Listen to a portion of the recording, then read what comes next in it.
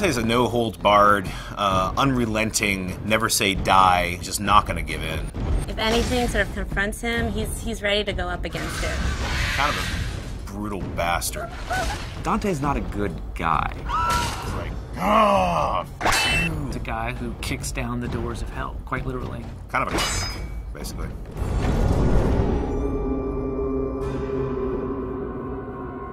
The thing about hell is it's hard to find someone who could stand up to all that. And that's really was the impetus to make our character as badass as he became. The poet, as he goes through hell, he's fainting, and Virgil picks him up and carries him over spots. And that's not a character that we could use for a hero. Real Dante was in Florence during the Civil War. He was more of a politician. We wanted something a little bit more, and so we made the bold choice to give him a past as a crusader. He's had a pretty tragic and, screwed up past. A lot of things in his past that haunt him. He's definitely not some straight sort of action hero. I like the fact that he's a little bit more human. I mean, obviously he's wielding this giant scythe that most of us couldn't lift, and I know because we built one for Comic-Con. So he's definitely, superhuman in that sense. But there are certainly moments in the game where he's not sure if he can go on. I think the story kind of demanded that he be a little bit more complex. The first line of the poem is, at the midpoint on the journey of life, I found myself in a dark forest, and it's a metaphor for him being confused and troubled about his own life, but we wanted to go to the nth degree for the video game.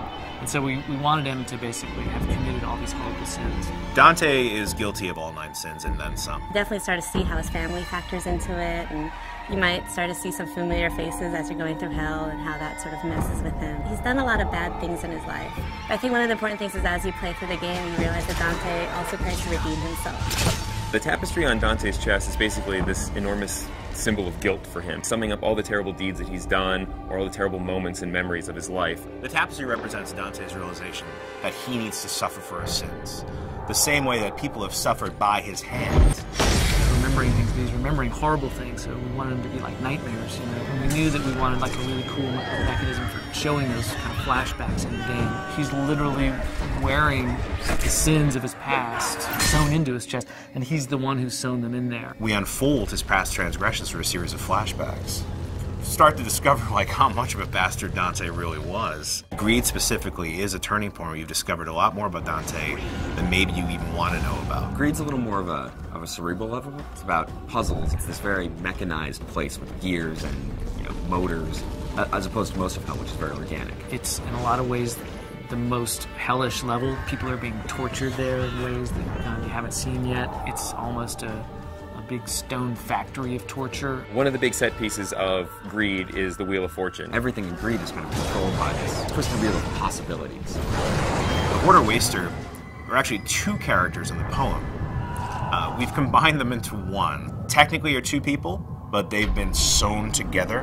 One wants to hoard, collect wealth, the other wants to constantly expend wealth. And they're stuck together for an eternity to sort it out amongst themselves. Greed is all about torture and teasing people with the lure of gold and ripping them apart as they reach for this. Totally different sort of environment. You got molten gold sort of dripping on the sides. It's a complex level, but it's pretty fun to go through. Greed's an interesting level because it's really kind of the beginning of Act 2 in a lot of ways. You're going to leave greed behind, descend down into the 5th circle, and which is anger, and that's where the putrid swamp of the river Styx begins.